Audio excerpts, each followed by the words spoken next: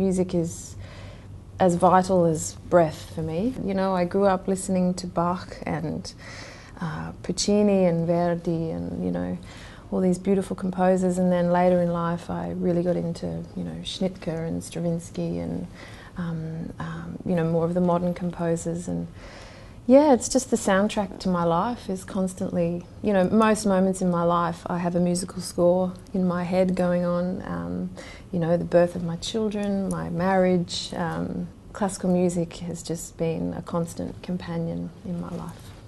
I find live classical music incredibly inspiring. There is nothing like the sound of a symphony orchestra in full flight, you know. It's like the richest, broadest, most delicious, gorgeous sound, you know, and as much as digital technology is getting pretty good at emulating instruments, there's just no way you could ever emulate the sound of, you know, 70 or 80 musicians all focused on turning these notes on the page into a beautiful statement that is shared with people and makes life better. You know, music is here to make us feel good and see the world differently, and orchestras are a wonderful way of doing that.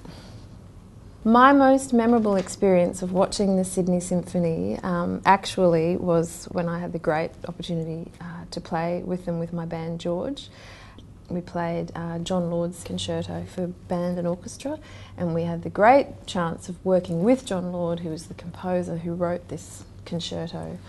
But it was just that great kind of breaking down of barriers, and in the audience there's someone in a tuxedo next to someone in a t-shirt with, you know, piercings, and, you know, I love that. That's great. So yeah, that was my most memorable experience of the Sydney Symphony.